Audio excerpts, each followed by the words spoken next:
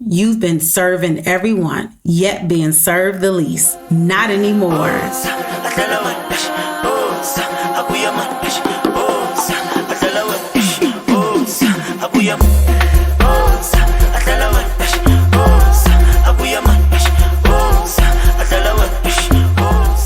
This right here is a free-for-all. There are no notes that I have in front of me right now. I don't have an outline that I'm following. I just thought it was necessary, since we're almost at the halfway mark of the season, to talk about my experience with the podcast, my overall experience living in another country, my experience building my company, and just my experience managing my mental health. Damn, that's a lot. I really don't have an outline here, y'all. I really just came up with all of that because that's what's been going on.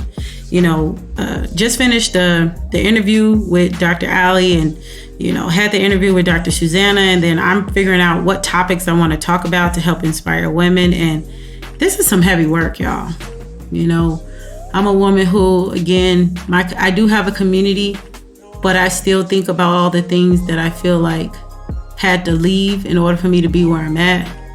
Again, my relatives, these are people that I'm related to, friends that didn't serve the life where I was going, men who just try to use me for things that they want, that are not willing to be an anchor in my life.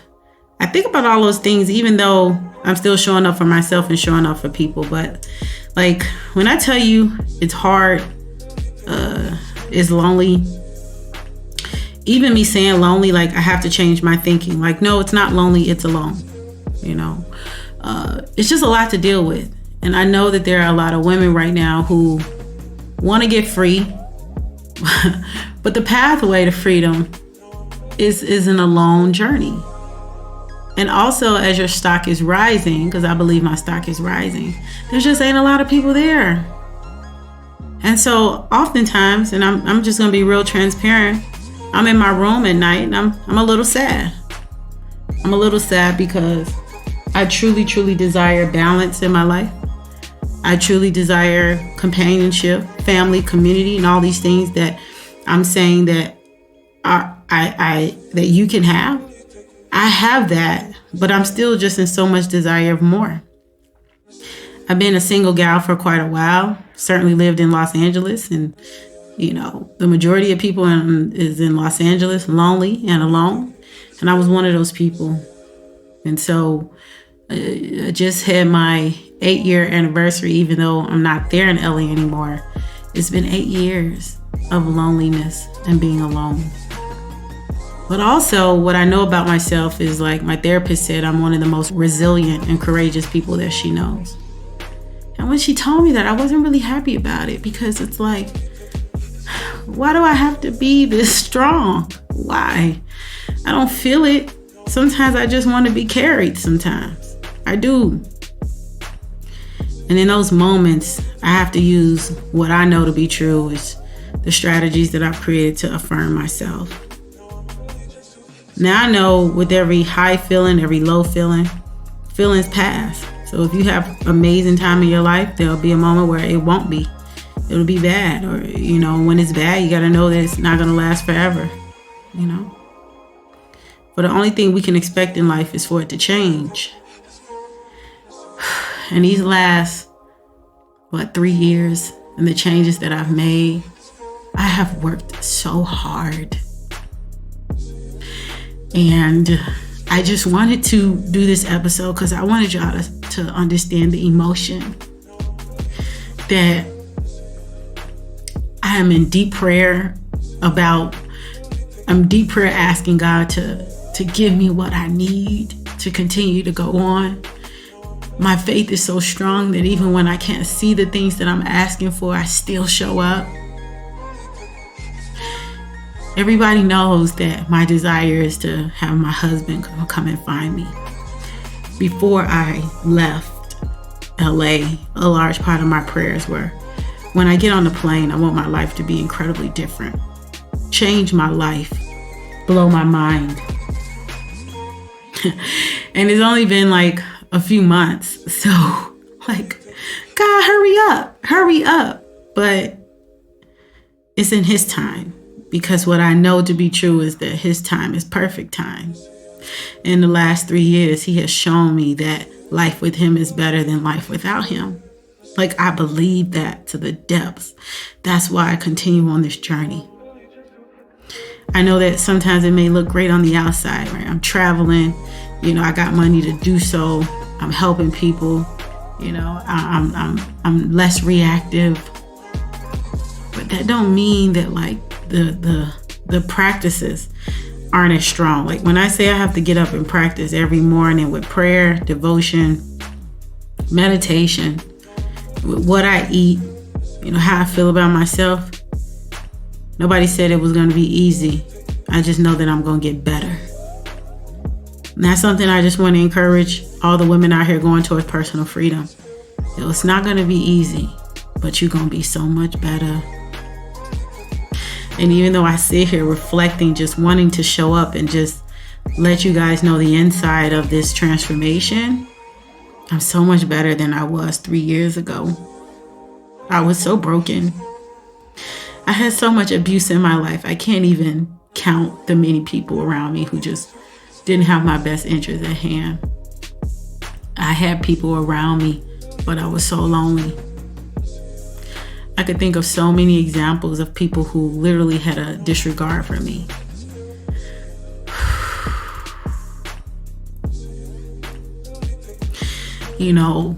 I'm about 3 years in and I still mess up and I still do things that don't serve me well. I just was dating a man a few months ago when I was on vacation in Ghana, and I'll just say I wasn't really dating, but he had my attention. And what you realize is that even though you're getting better, discernment is so key in your transformation. Because again, you're just getting out of old systems. You're just coming into self-awareness. And the sad part is that you don't want to go to this place of unworthiness when something happens to you, right? Rather look at how it happens for you. And so, this guy, turns out he wanted to say it's his ex-girlfriend, but it's really not. It's his girlfriend. Anybody still knocking on your door, able to come to your house, that's your girlfriend. He said he was with her for about 4 years. And I know in Ghanaian culture, to know that it's a real relationship, they meet your parents. And so I already know I'm not going to get with no Ghanaian man unless I meet your mama and your daddy. And so I questioned why this woman wouldn't meet his parents. Like, she should know better. But that's neither here nor there. It's more about the audacity that he would entertain a relationship with me, be dishonest about it. The man that I submit to him, while he's also hurting another woman. This really don't have anything to do with me, but I couldn't help thinking about my past when I was that unworthy woman still hanging on to men that didn't give a crap about me. And so, of course, when he told me that, I said, we can no longer speak, and he's blocked from my phone because that's the mood forever for those kind of people. Mainly because I saw him as unworthy. He has to be insecure and unworthy. But we already talked about projection. And when we say these things about other people, we need to turn that mirror around. And so this is why I got on this mic today and gave you guys such a vulnerable episode, because I'm still walking myself up from worthiness. When I think about just how I was raised and what I had to endure, man, I was in the gutter. So even being on solid ground is still low. And so I must have, in some way, shape, or form, operated in unworthiness as well to attract this kind of person. Oh, but the grace of God to say it doesn't matter. You're still chosen. You're still worthy. You are still valuable. You deserve to be protected. You deserve to have community, and you deserve to have companionship. A man who only wants you, who's curious about you. That's what I have to hear in my prayers. That's where I have to go to when I'm having moments of thinking about my past and how it impacts today. It sucks because there are people out here who are very healthy, who don't have to go through any of this kind of stuff, who had people in their life who affirmed them, who gave them unconditional love. And so some of the things I have to move away from in my negative thinking is, I'm not worthy of unconditional love. I'm not worthy of having a partner who wants to only be with me. I'm not worthy of having a partner who's curious about me. I'm not worthy of having companionship, all the things. Then it translates into my work. I'm not worthy of getting high profile clients and getting paid the money I want. I'm not worthy of having clients calling me all over the world and I'm booked and busy. I'm not worthy of being able to live this life of freedom. Like, this will end. But because I'm telling you, man, you can take yourself quite down a rabbit hole in that kind of thinking. And so I just want to be real about this process. Like, I have changed, I have transformed, but I still have to use my practices. It's so important.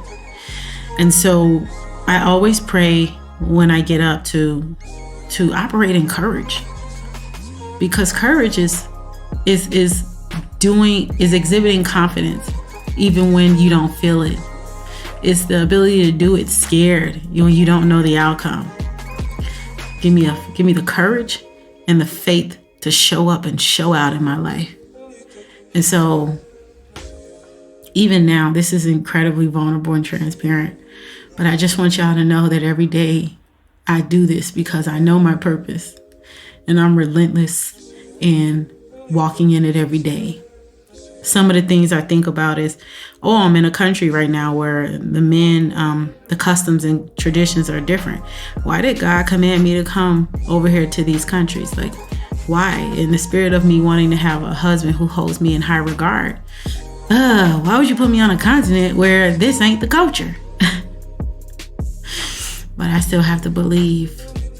And I do believe, because God has already blown my mind in these last 3 years. And I expect him to keep on doing it. I expect him to bring me someone who is a mirror of him, who loves, who is self-aware, who honors himself, who works on himself, but who takes time for me, right? Who holds that space for me. My love languages are quality time and words of affirmation, my top two. I could just stare in your face all day, watch me do my makeup, whatever it is. Like, I love it. Just spend time with me. Usually when I'm on the phone with somebody more than like 20 minutes, I'm like, what you doing? Can we just hang out or something? That's me. And just recently, within the last couple years, I realized that words of affirmation is second. I thought it was acts of service because I'm always willing to do anything for the next person. But that was just me wanting to be seen, valued, and heard, and just be what people wasn't for me. But I realized I need to be affirmed. I need to have people saying, you're awesome, you're amazing, you can do this. I need to have people who will hold space for me to talk about the desires of my heart, but also the inconsistencies, the bad stuff, the hurt. I need that. And I don't feel bad about it either. I'm grateful for my friends who are there for me, my chosen family. I even have some family, my relatives, that I still am in contact with. One of my favorite people right now is my niece.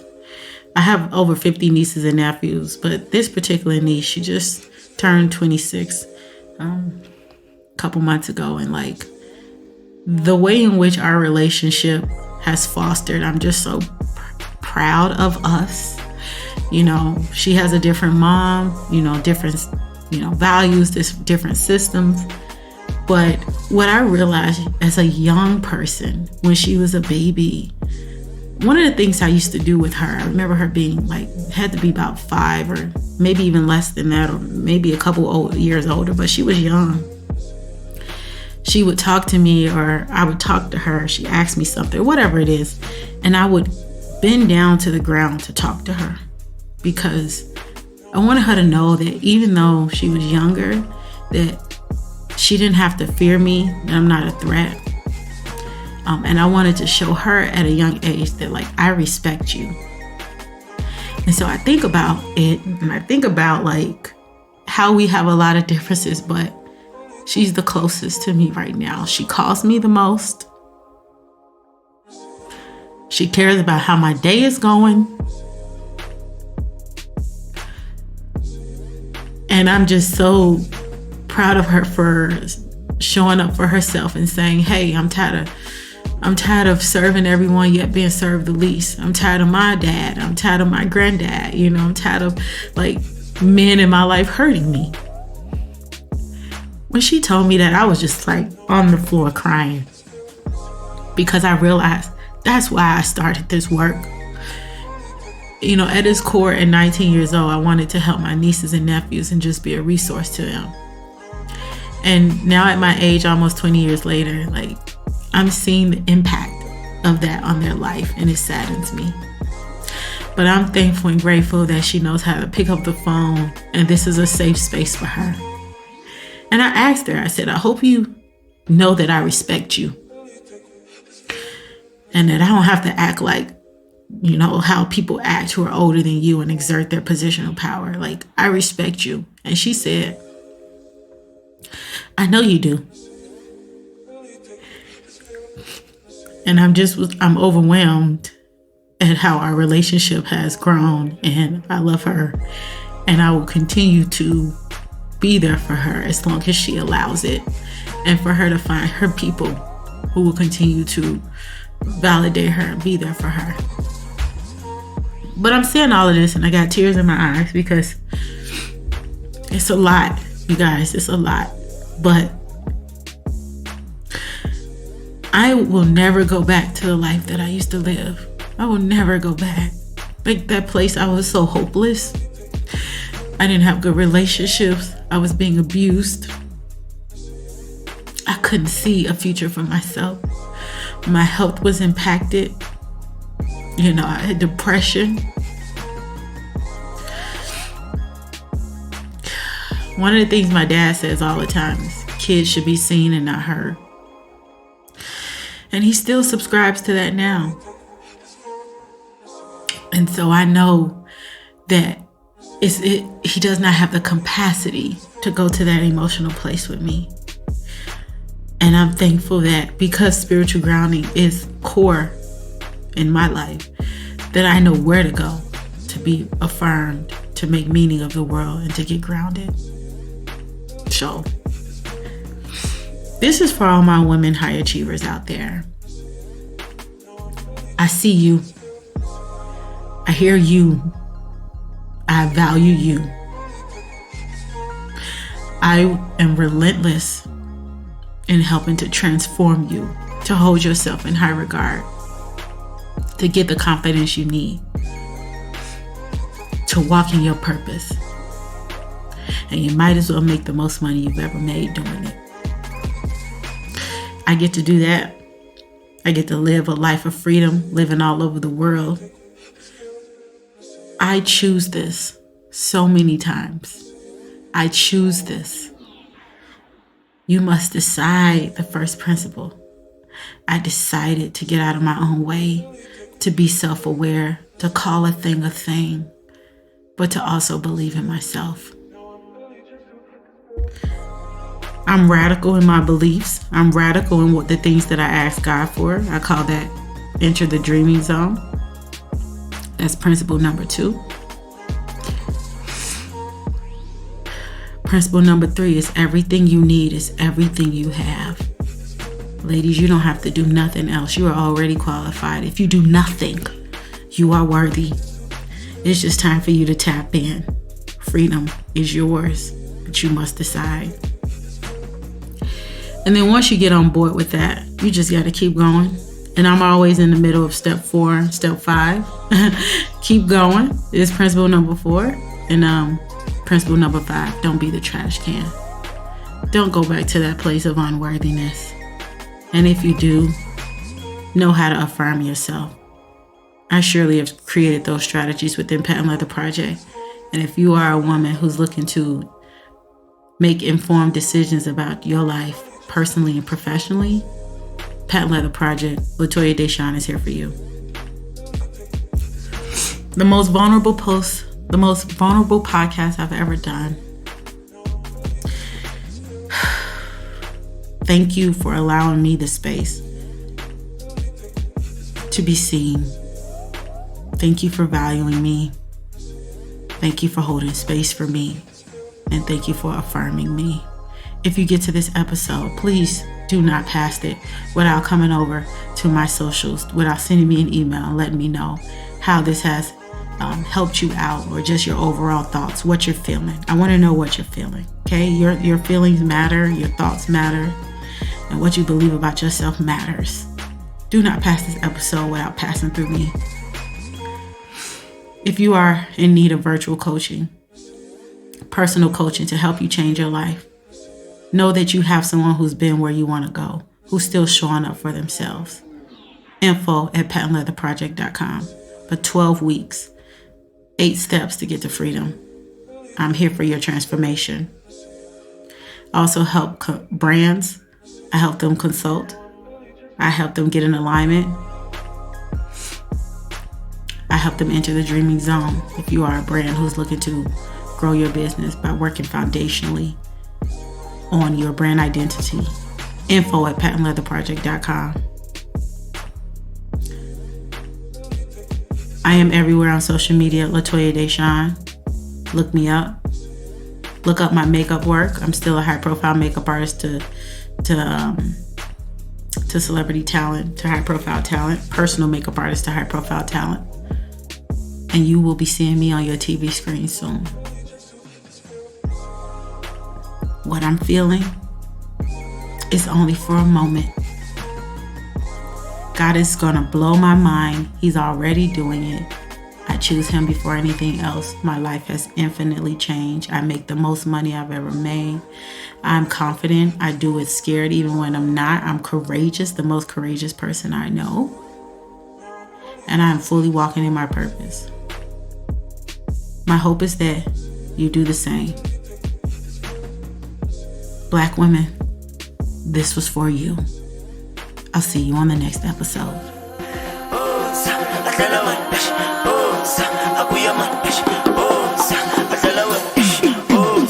Abuya